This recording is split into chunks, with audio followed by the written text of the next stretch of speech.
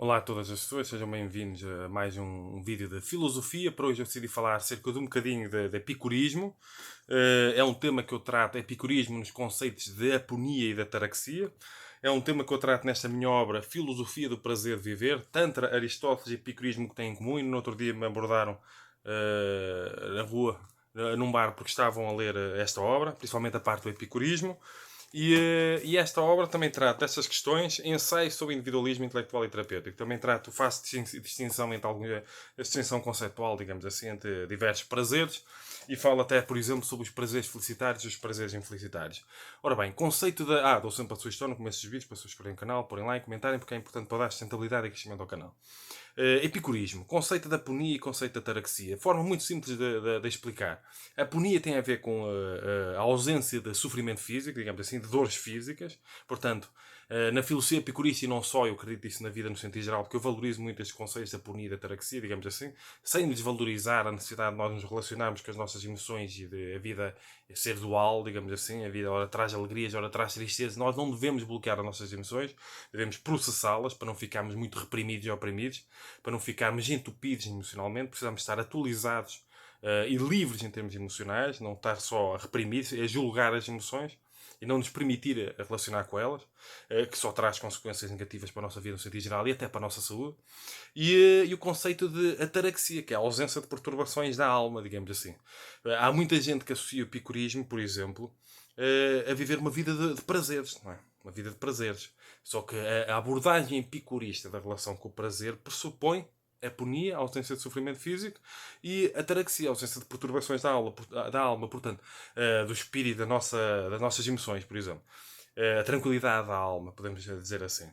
Portanto, a nossa relação com o prazer no sentido geral e até com os nossos desejos, porque é muito interessante a abordagem epicurista na desconstrução dos desejos humanos, na análise dos desejos humanos, na compreensão dos nossos desejos.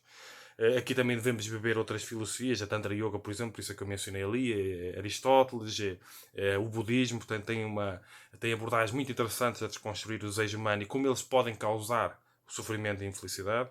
Mas é interessante que o epicurismo ele tem uma abordagem felicitária dos prazeres, que nós devemos buscar prazer na vida, mas temos que compreender de que forma é que estes prazeres e a nossa relação com os prazeres pode ou não deve trazer aponia, não deve trazer sofrimento físico ou sofrimento da tranquilidade da nossa alma, tranquilidade de espírito. Portanto, onde reparar, por exemplo, uma pessoa busca prazer sexual. Nessa busca de prazer sexual, muitas vezes é um movimento para fora, que é o nosso sistema de sobrevivência e reprodução da espécie, não é?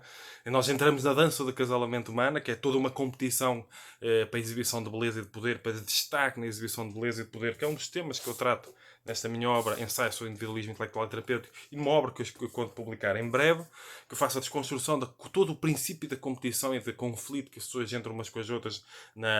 Porque, por exemplo, uma pessoa deseja uma mulher muito atraente, mas há muita gente a desejá-la. Então há muita gente a fazer tudo para dar nas vistas chamar a atenção daquela mulher. Estou a dar um exemplo. E o mesmo acontece com os homens. E o que é que as pessoas fazem? Como é que as pessoas competem umas com as outras para se destacarem? Toda essa competição, esse destaque, por exemplo, pode causar muito sofrimento. E quando uma pessoa projeta a felicidade noutra pessoa e a outra pessoa a abandona, não é? A pessoa não corresponde, não traz a felicidade que uma pessoa, que o nosso é, cria a ilusão que a outra pessoa deveria trazer, ou pode trazer, ou precisa trazer, ou seja o que for. Uma pessoa entra em estado de uma pessoa perturba a própria a ataraxia e uma pessoa pode não conseguir atingir um estado de aponia. Portanto, toda essa projeção que uma pessoa faz da felicidade noutras pessoas acaba por trazer sofrimento.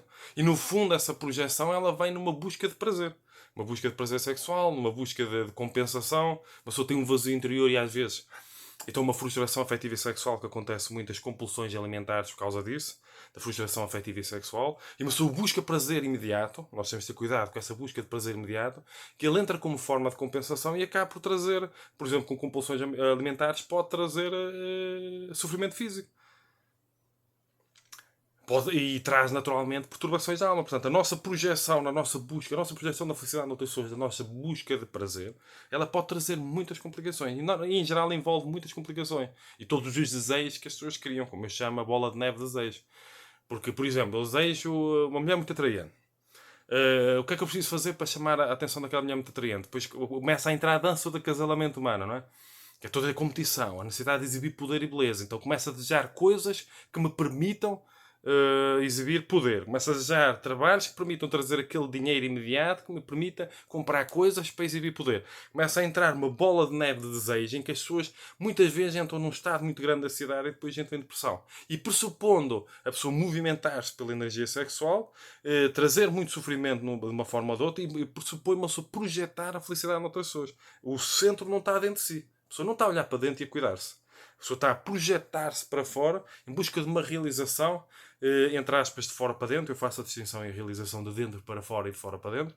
Nessa tentativa de realização de fora para dentro, a pessoa acaba por conquistar, no fundo, muito sofrimento físico, muita ansiedade e muito desejo, e entra em estados depressivos, muito stress, entra numa competição profunda com os próprios pares, não é? Que a exibição de beleza começa, a exibição de poder começa a estar tudo a competir uns com os outros, é? A dança do casalamento humano, que é preciso compreender que não são só os outros animais, digamos assim, que entram nessa competição da dança do acasalamento. O ser humano também entra numa espécie de competição da dança do acasalamento humano. Eu falo sobre isso na minha obra Ensaio sobre o Individualismo Intelectual e Terapêutico, e numa obra que eu conto publicar em breve, que é uma continuação desse ensaio sobre o individualismo intelectual e terapêutico, e mostra como as pessoas entram em estados de desejo muito grande, como as pessoas competem umas com as outras, as pessoas entram em conflito, as pessoas não têm paz, projetam a sua realização fora de si mesmas e não conseguem entrar no estado da ataraxia, no estado da aponia. E como é importante, por exemplo, fazer exercício físico faz bem, se ajuda a evitar sofrimentos físicos, pressupondo fazer bem feito, não é? Digamos assim, o exercício físico é bom para os epicuristas, porque pressupõe um estado de ataraxia, ajuda a encontrar tranquilidade de espírito, e pressupõe uma ausência de sofrimento físico, portanto, estado de aponia. Portanto, exercício físico coaduna com a visão epicurista. Pode não coadunar com a visão... porque nós temos que compreender que nem sempre a nossa busca de prazer imediato vai trazer um prazer de viver. Nós precisamos compreender que a ideia filosófica que eu trato nesta minha obra, Filosofia do Prazer de Viver, que no fundo há uma definição de felicidade que não é a única que eu tenho, que felicidade, entre outras coisas, é ter prazer de viver. Mas não pressupõe, está nesta obra Filosofia do Prazer de Viver, mas não só, mas também está no Ensaio sobre o Individualismo Intelectual e Terapêutico e noutras obras, mas não pressupõe que uma pessoa só deva buscar prazeres na vida.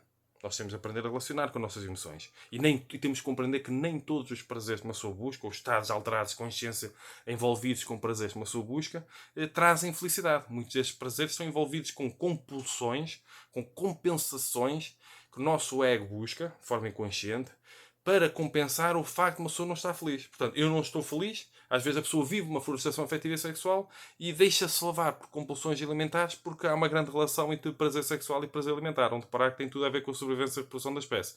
São mecanismos muito básicos de sobrevivência. Portanto, muitas vezes há uma frustração afetiva e sexual, desejos sexuais não resolvidos, vai-se para a compulsão alimentar. Aquela coisa, não é? A mulher acaba a relação e começa a comer chocolates. Aquela compensação. São compensações inconscientes. A pessoa busca prazer. Às vezes estados alterados de consciência com base em droga. E muitas vezes pressupõe a pessoa estar a fugir ou compensar uma infelicidade interior que não está a ser resolvida, porque a pessoa continua com o foco fora. Muitas vezes continua a achar que outra pessoa tem de aparecer para trazer a felicidade. Em vez de voltar para dentro, a filosofia budista pode ajudar, a espiritualidade no sentido geral pode ajudar, a psicologia pode ajudar, a filosofia epicurista pode ajudar, o yoga, o tantra yoga, há muitas filosofias que podem ajudar. E pressupõe uma pessoa voltar para dentro. Pressupõe deixar de projetar a felicidade fora. Isto são temas que eu trato, por exemplo, em outros livros, que eu tenho vários livros publicados em formato de papel e em formato digital, pesquisem no YouTube, dou consultas de aconselhamento ético ou filosófico, deixo a referência na descrição do vídeo no YouTube, por exemplo, dou cursos online, cada aula eu dou a cada pessoa, deixo a referência na descrição do vídeo no YouTube, eu estou no Instagram, no LinkedIn, no Facebook, no Spotify, no TikTok também, estou em diversas plataformas online, basta pôr o meu nome na internet, no Google, e aparece muita coisa. Se quiserem contribuir para a sustentabilidade e crescimento do canal, podem podem subscrever, podem comentar, podem partilhar, podem pôr like, podem já divulgar este tipo de conteúdo para mais pessoas. E podem fazer doações por IBAN ou MBWay, que eu deixo as referências na descrição do vídeo no YouTube. Neste momento não tenho patreon.com. Portanto, fica aqui mais um vídeo de aconselhamento ético ou filosófico. Eu sei que alguns assuntos não são fáceis de lidar. As pessoas não estão habituadas, não aprendemos sempre assim em lado nenhum. Mas é importante para os elementos consciencial e felicitário. Portanto, sejam felizes e cumprimentos filosóficos.